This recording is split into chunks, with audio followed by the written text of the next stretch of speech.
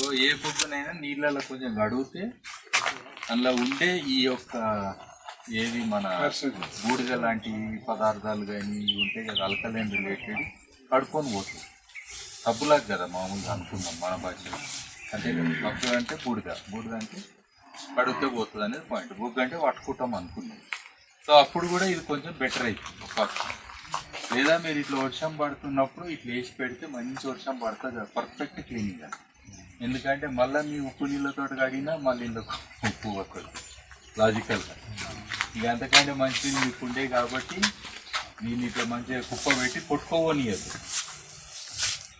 నీళ్ళు పడాలి, కడిగినట్టు అయ్యి వెళ్ళిపోవాలి నీళ్ళు. కానీ మళ్ళీ బొగ్గు నీళ్ళలో పోతే మన క్లాస్ అవుతుంది.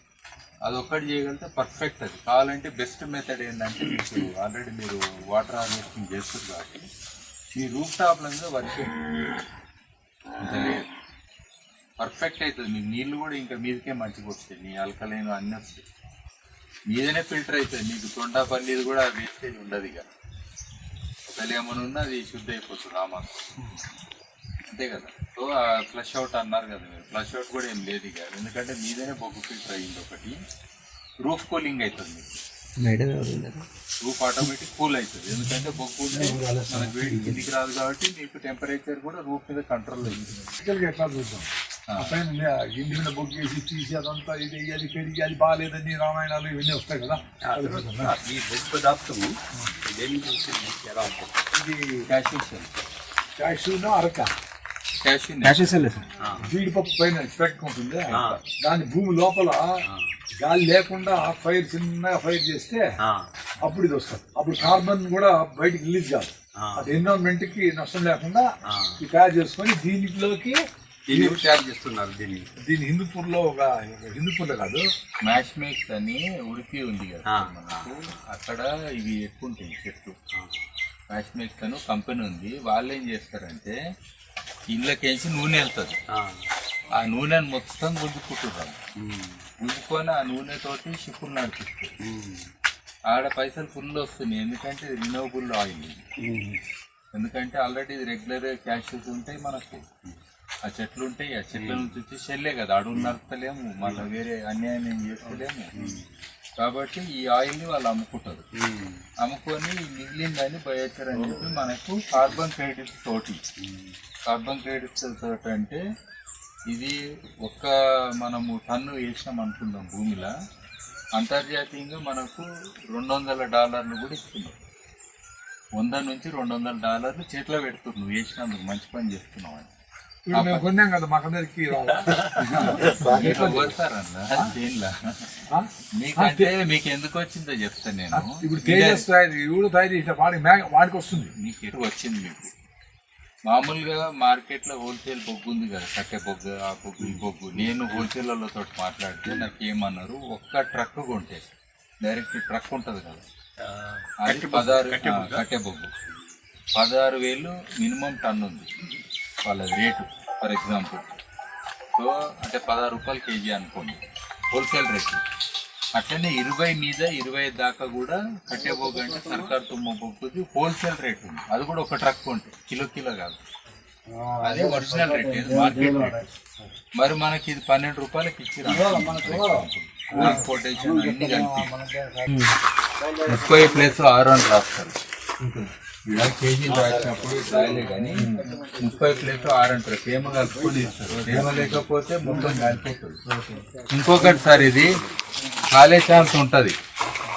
ఎట్లా కాలుతుంది అంటే చిన్న మెరుగున్నా సరే, మీరు బొగ్గు గండ్ల దగ్గర భూమిని కాలుతుంటే చూసిర్రా, అట్లా చిన్న మెరుగు ఏమైతే మెల్లమెల్లగా మీకు తెలియకుండా ఒకరోజు మొత్తం పెద్దగా అగ్ని అవుతుంది. ఈ ఛాన్స్ కూడా ఉంటుంది. అది గుర్తుపెట్టుకోవాలి. స్టోర్ చేసినప్పుడు అట్లని కదా, స్టోర్ చేసినప్పుడు ఇది పోయినా సరే లేకపోతే అని ఏదో ఉంటుంది కదా, అట్లా అవి అనుకోవాలి కొన్ని. లేకపోతే దీని వల్ల ఇంకోటి చేయడం అంటే అనరబిక్ నీళ్ళలో ఫుల్ ఆక్సిజన్ ఇస్తే దెబ్బక అనరబిక్ అన్ని చచ్చిపోతుంది. ఎందుకంటే వాటి గాలి దీంట్లో కూడా మనం అది సాలిడ్ లే కూడా దాన్ని మీరు ఏం లేదు, ఇట్లా క్యాస్కేట్స్ అంటాం. మీకు టోపోగ్రఫీ లేదు కానీ మీకు ఫర్ ఎగ్జాంపుల్ ఎత్తు ప్లేస్ ఉంది అనుకున్నాం, అది ఇట్లా జంపింగ్ చేయించినాం అనుకున్నాం, రీడ్ పెట్స్ అంటాం. మీరు ఆల్రెడీ చేస్తున్నారు అలాంటి సిస్టమ్. ఇసుక ఇసుక అది ఇది వేసి మామూలుగా సత్యనారాయణ పూల చెట్టు పేపరస్ ఒకటి పేపర్ తయారు చేసే చెట్టు అలాంటివి కొన్ని పెట్టేసి ఇట్లా జంపింగ్ చేసుకుంటూ వచ్చిన నీళ్ళు ఉంటాయి కదా, అప్పుడు ఆ నీళ్ళకు మీరు బయోచార్ యాడ్ చేస్తే అప్పటికి ఏరియేట్ అయ్యి ఆ నీళ్ళు ఇష్యూ ఉంటుంది ఇక ఆడికి వచ్చే లోపల మంచిగా అయ్యి ఉంటుంది అట్లా. అప్పుడు మా వాటర్ని కూడా మీరు రీయూజ్ రీసైకిల్ అన్నీ చేసుకోవచ్చు మిగిలిన నీళ్ళని కూడా కావాలంటే. సాలిడ్ దాంట్లో మనం ఏరియేషన్ ఇవ్వాలంటే ఈ అదే లిక్విడ్ అయితే లోపల పెడతాము బబుల్స్ వస్తాయి దీంట్లో. అందుకే ఈ నీళ్ళు ఇడికి వచ్చే లోపటిని ఇట్లా క్యాస్కేడ్ అయ్యి ఇళ్ళకి రానిద్దామని అంటున్నాం. మీరు ఆడొచ్చి అనుకున్నాం ఫస్ట్ ఉన్న కాడ ఆ నుంచి ఇట్లా ఇట్లా అప్ డౌన్ ఉన్నది సిచ్యువేషన్ ఉంది అనుకున్నాం మనకేందన్నా అట్లా అట్లా అది ఆటోమేటిక్ ఇట్లా జంప్ కావాలి, పడ్డట్టు కావాలి. లేదంటే ఒక తొట్లో పెట్టి దాన్ని ఏరియా చేపించి మళ్ళీ పెడుతుంది. ఇక మీకు ఖర్చు ఎక్కువ అవుతుంది సార్. ఎస్టీపీలు అన్నీ అదే ఖర్చు. ఎస్టీపీలు చూసినా పంకాలు పెడతారు చూసిరా, ఎస్టీపీలు అలా పెద్ద పెద్ద మస్తు ఖర్చు వాళ్ళకి ఎలక్ట్రిసిటీ. ఈవెన్ అక్వా పాయింట్లలో కూడా అదే ఖర్చు, పంపులు మోటార్లు పెట్టుకో. అన్నెసరీ మనం అతిగా ఖర్చు పెట్టొద్దు అనేది పాయింట్. నేచర్ని మీకు ఏదైతే స్టీప్నెస్ ఉంటుందో, ఎత్తు ఉండి డౌన్ ఉంటుంది కదా, అలాంటి ప్లేస్ని వాడుకోవాలి. అది లేదు కాబట్టి వచ్చేస్తా ఉంది అంతే. అట్లీస్ట్ ఒక రీడ్ బెడ్లకించి అయితే ఓనియండి ఫస్ట్ రౌండ్. మీరు బయోచారు ఫిల్టరు నా ప్రాబ్లం అంతా ఎనరోబిక్ మీరు ఎంత పెట్టినా మీకు రిజల్ట్ ఎక్కువ రాదు. అన్నెసరీ అది పోయి మీకు ప్యాథోజన్స్ క్రియేట్ చేస్తుంది. ఈవెన్ నేను పంచగవ్య జీవామృతులు కూడా డైరెక్ట్ వేయొద్దని చెప్తాను. అదంతా ప్రొసీజర్ ఓడగొట్టమంటారు. అయిపోయినాక రెడీ అయింది అంటాం కదా, రెడీ అయినాక ఫుల్ ఒక 3 రోజులు ఆక్సిజన్ పెట్టి దాన్ని వాడండి, డైరెక్ట్ పోయండి. అది కూడా తొట్లల్లో కాదు, భూమి మీద చేయమండి. తక్కువ పెట్టండి, అలా నీళ్ళు పెట్టండి, పెట్టి భూమి మీదనే తిప్పండి. అది కరెక్ట్. అప్పుడు ఏరోబిక్ ఎక్కువ ఉంటుంది. మీరు తొట్లలో పెడితే మళ్ళీ చుట్టుముట్టు గోడలు ఉంటాయి కదా, మీకు మీదనే ఏరు ఉంటుంది. ఇప్పుడు చార్జ్ చేసి 4 రోజులు మళ్ళీ తీసి బయట తిప్పుతా ఉంటాను. ఉండదు, అప్పటికే కూర్చున్నాయి, అవే లేచి కూర్చుంటాయి. మళ్ళీ బెల్లం నీళ్ళు వేస్తారు. మీరు మంచి బ్యాక్టీరియా ఎప్పుడు రాదు, చెడు పోయి కూర్చుంది కదా, ఆల్రెడీ చచ్చిపోయిందో బతుకుందో ఏముందో. నేను మళ్ళీ బెల్లం నీళ్ళు అంతే ఏ బ్యాక్టీరియా ఉంటుంది ఫస్ట్ ఈ పిల్లలు. వేస్ట్ డీకంపోజర్ కలిపితే మంచి బ్యాక్టీరియా. వేస్ట్ కంపోజర్ కూడా అనారోబిక్ సిచ్యువేషన్లో తయారైంది.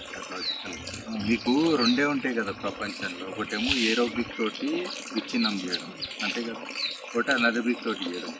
ప్రపంచంలో మన సోమరితనం ఉన్న దగ్గర అంతా అనారోబిక్ వాటర్, బయోగ్యాస్ అనండి లేకపోతే ఇవనండి అవనండి అన్ని ఆడ కూడా మనకు విచ్ఛిన్నం అవుతుంది. కానీ వచ్చే ఎమిషన్స్ ఇప్పుడు ఇక్కడికి కొంచెం వాసన వచ్చినా ప్రపంచంలో ఊరుకోరు. క్లైమేట్ చేంజ్ ఉంది. మీరు ఎంత మంచి పని చేసినా మీథేన్ ఇది మోర్ పొటెంట్ అంటాం కదా, CO2 కంటే కూడా ఎన్నో రేట్లు ఎక్కువ డ్యామేజ్. అది మీకు కావాలంటే ఇన్నోవేటివ్గా ఏదైనా ఆలోచన చేయండి. ఫైనల్గా దీంట్లో ఏర్ ఇచ్చినాక నేను యాడ్ చేస్తాను ఒకటి పెట్టుకుంటాను ఫైనల్గా. అప్పటి వరకు ఉండను ఎనరోబిక్, ప్రాబ్లం లేదు. 10 రోజులు ఈ నీళ్ళు ఇస్తూనే ఉంచినా నాకు ప్రాబ్లం లేదు.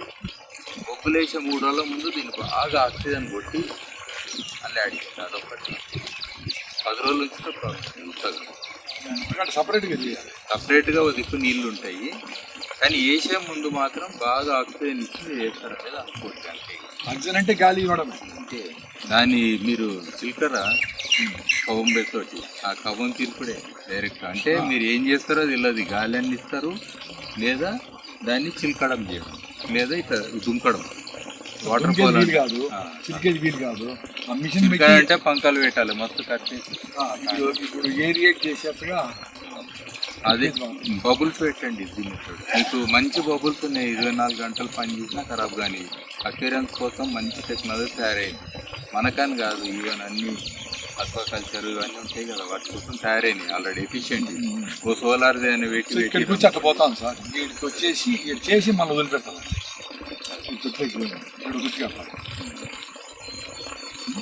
అట్లా చేయండి. మీరు 3 రోజులు ఎనరోబిక్ ఉంచినా 10 రోజులు ఉంచినా నాకు ఇష్యూ లేదు. కానీ ఫైనల్గా మాత్రం అదొక్కటి మిస్ అయితే మాత్రం మనకి ఏమైందంటే కావాల్సుకొని ఇంట్రడ్యూస్ చేసినట్టు అవుతుంది. నేను సినిమా థియేటర్ లెక్క అంట. అందుకే ఒకసారి టికెట్లు కొన్నారనుకో ఏది ఫ్రంట్ బ్యాచ్ వాళ్ళు మొత్తం మీరు ఫ్యామిలీతో సినిమా చూడలేరు, వాళ్ళు కూర్చుర్రు ఆల్రెడీ సీట్లలో లేపుతారా, ఫిల్ అయిపోయినాయి. సీట్లు ఫిల్ అయినాక ఎవరిని లేపి వాళ్ళని లేపి ఇలా కూర్చోబెట్టాలి అవుతుందా? నాకు అది ఏ రేటర్ ఏదో మంచి కంపెనీ చెప్పండి, దీన్ని చెప్పేసి అజ్ఞామృతంలో చేస్తా, దీంట్లో చేస్తా. నాకు తెలియదు సార్, కానీ కనుక్కుంటాను. చేపలు చేపలు ఉంటాయి. అక్వాకల్చర్ వాళ్ళు ఎందుకంటే మీకు చెప్పేసి